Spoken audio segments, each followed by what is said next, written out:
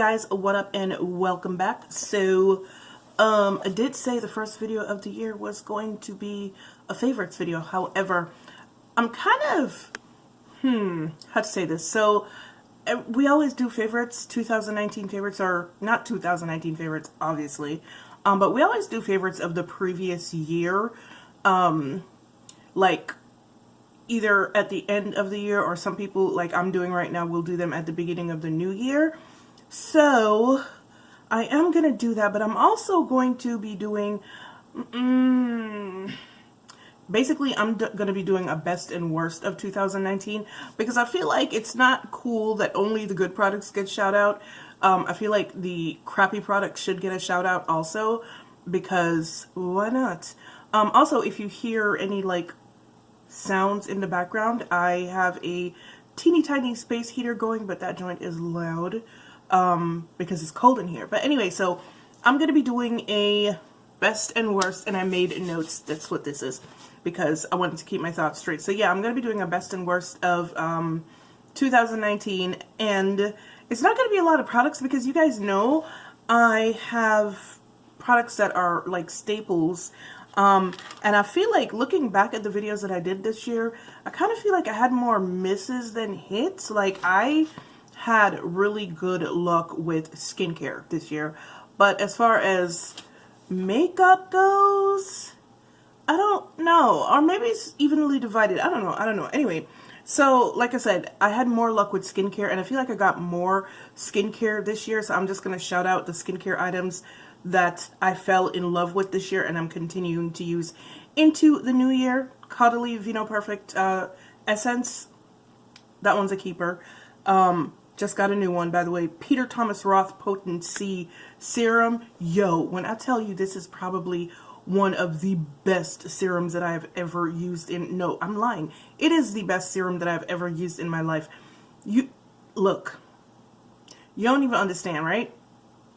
When I'm talking about good, this serum cleared up my skin in such a way that like my skin tone is so even now, even without makeup, like, and it didn't go back to what it was before, like uneven texture and, you know, tone or whatever.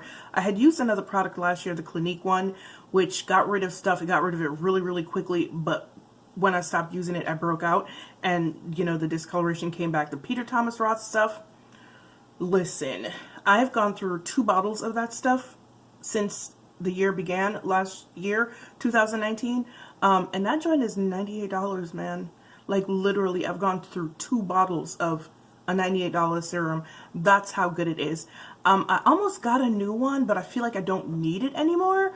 I feel like my skin has kind of plateaued. So, shout out to Peter Thomas Roth, man, because that stuff is good. It takes a while to work.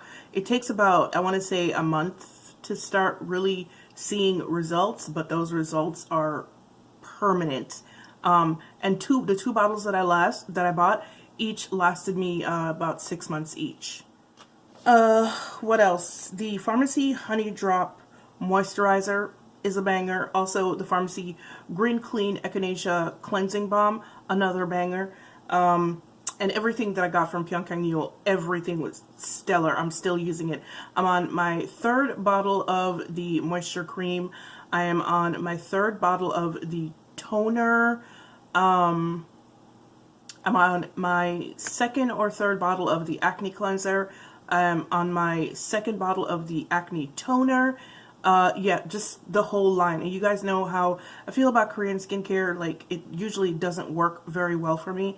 Pyongyang and another thing that I just recently got, which will be coming up in my next video, you'll see it, are really the only 2 non-medicated Korean products that I've ever gotten that work well for me. So yeah, this is the skincare, and I'm pretty sure there's more. I just can't remember everything right now. And so we're just going to go into the makeup. A caveat about the makeup though, or a disclaimer really about the makeup, just because I think something is good doesn't mean that I've kept it, right? I may have returned it for one reason or the other. Just because something is good doesn't mean that I haven't had an allergic reaction to it. Good doesn't necessarily mean that I can use it forever. Good means formulation is good, lasting power is good, you know, it's a whole lot of factors that go into good, but good doesn't necessarily mean, like I said, that I've kept it. I could have given it away because I have something else that I like better, that I've been in my routine for quite a while, or I just don't have the space for it, so I decided to give it away because it's good, but it's not like, it's not replacing anything in my permanent collection. Or, y'all, I legit cannot read my own handwriting. For real, for real. I'm not even joking. I'm not trying to be funny or anything. I literally cannot read my own handwriting. Shit. Ugh.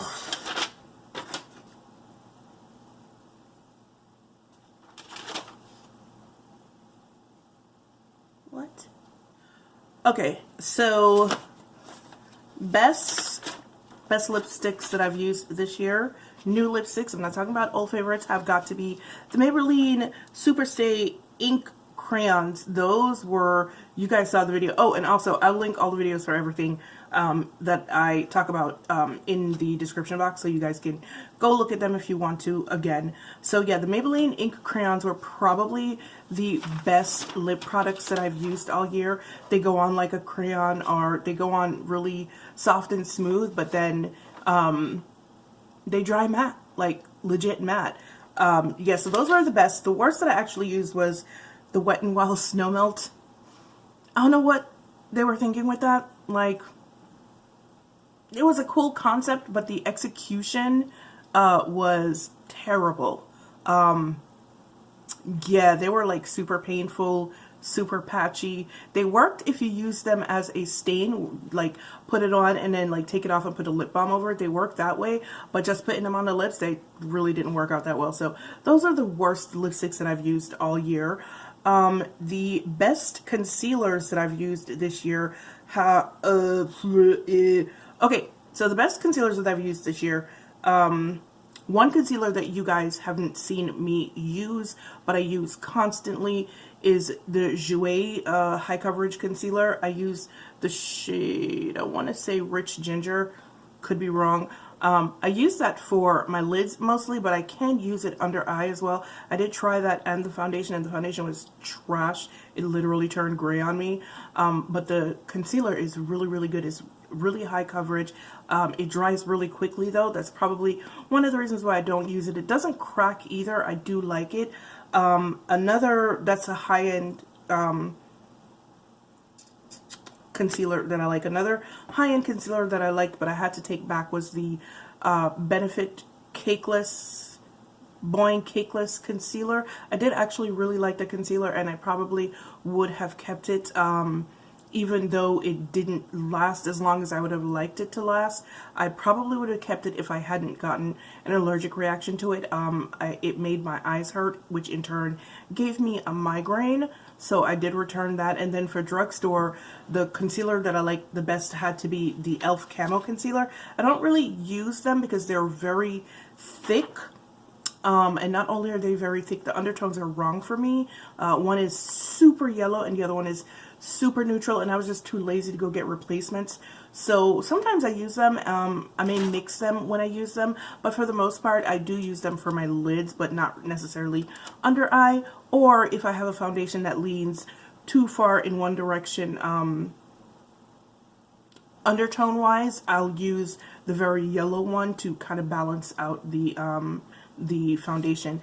The worst concealers this year have got to be the Marc Jacobs concealer. That very expensive Accomplice concealer that did zero, okay?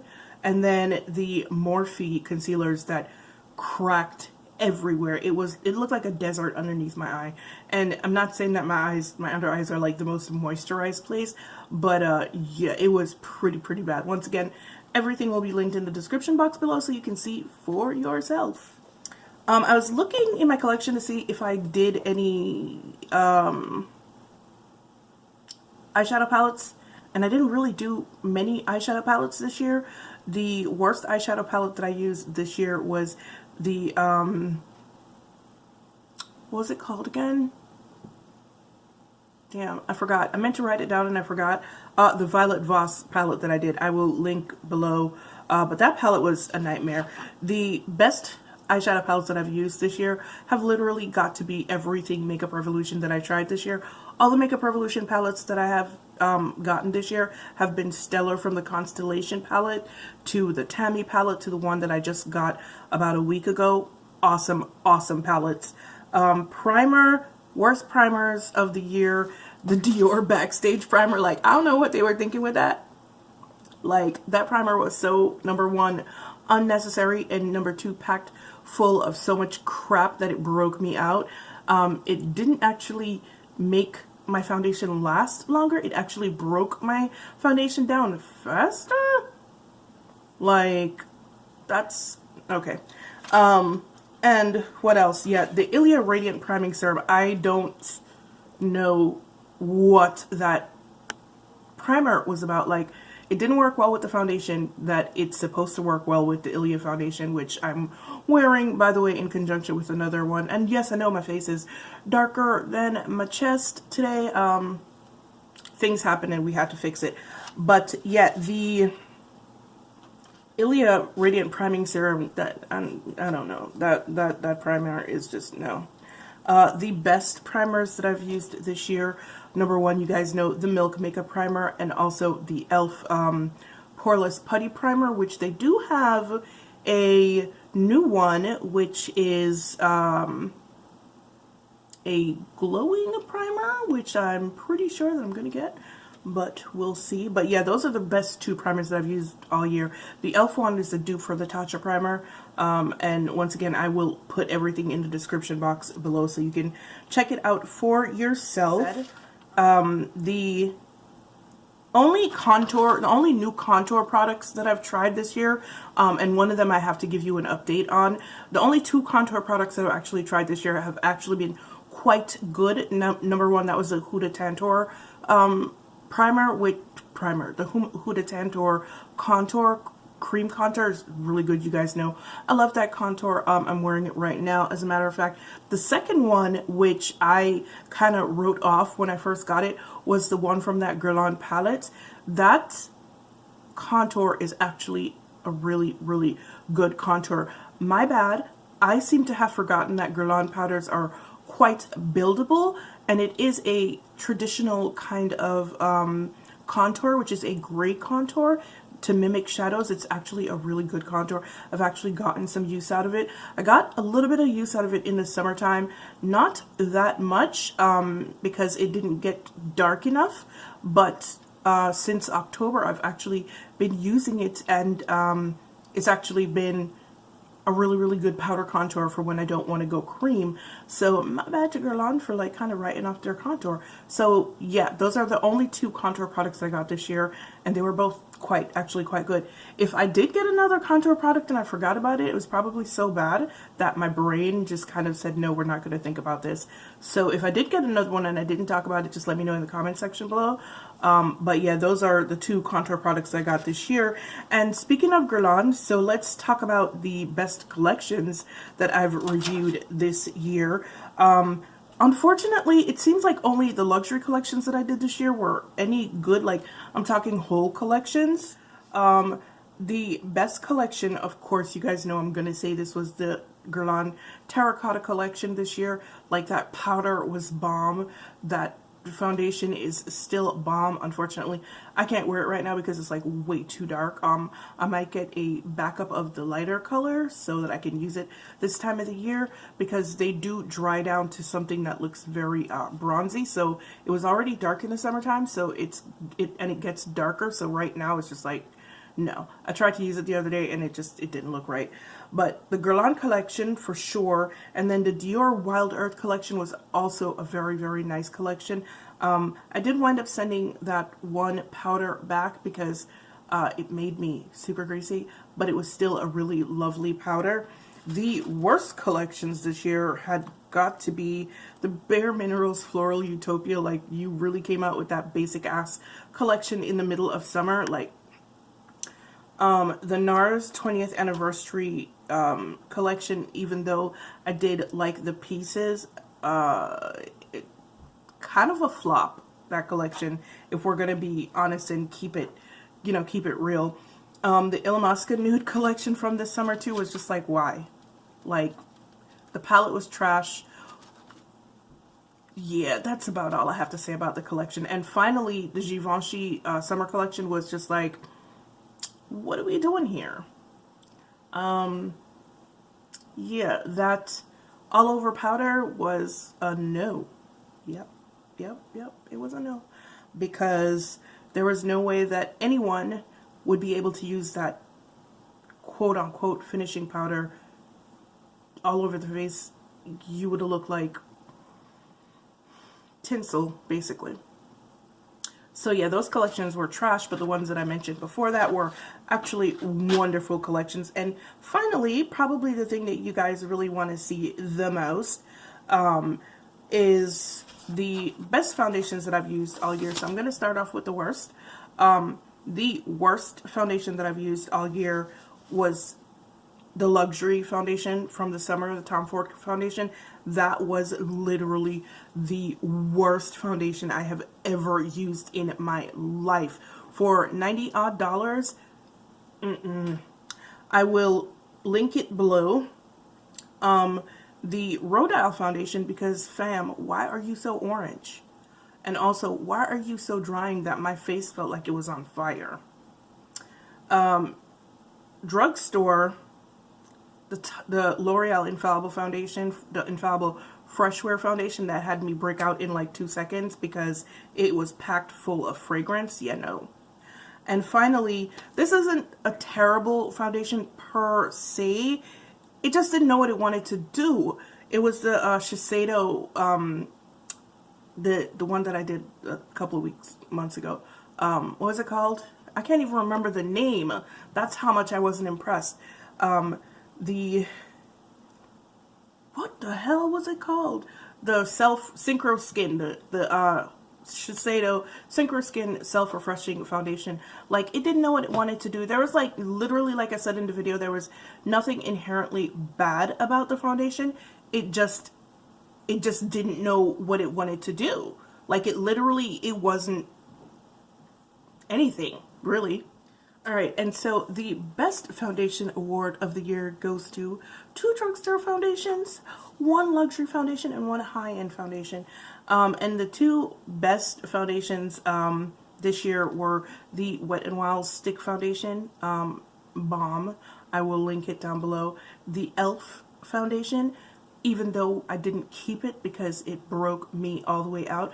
But once again, just because something is good doesn't mean I kept it, because you know, I said it. So those are the 2 best drugstore foundations that I used all year. And then the 2 best high-end foundations that I used this year were the Benefit Foundation and the Urban Decay Foundation. The Urban Decay Foundation, I'm actually on the fence because I keep seeing it and I keep thinking that I want to get it, but like, I don't know. I might. I don't know. We'll see. And then the best luxury foundation that I've used this year would have to be the Guerlain Terracotta Foundation Stick. Bomb.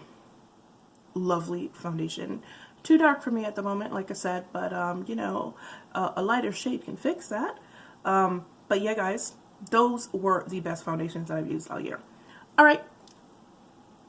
This is really quick, right? This was really quick. I'm done, right? Anyway, guys, thank you for watching. I hope you enjoyed this really quick and dirty rundown of the year 2019. Oh, I forgot, finishing powders. Damn, right? Okay, so the best finishing powders that I've used this year were the Jouer pressed powder, clearly, and the Guerlain powder that I got from the summertime. There's another one here, and I really don't... Oh yeah, the Black Radiance powder, drugstore powder. So those are the 3 best powders that I used this year. I still use the Jouer pretty much daily. The Guerlain I don't use quite as much because the puff freaks me out, because, you know, you got to put it on your face and stuff, and a germphobe. So yeah, and the Black Radiance one, I still do use it, but not as much because I have way too many loose powders. Okay, all right. And that is it. Finally, I can't believe I almost forgot that. Alright guys, so hope you enjoyed, once again, hope you enjoyed this quick and dirty rundown of the year 2019 in makeup, the best and the worst. I kind of had fun doing this, I kind of sped through it, but that's okay because, yeah. Alright guys, once again, as usual, it's been real, it's been fun, and I will see you guys in the next one. Bye.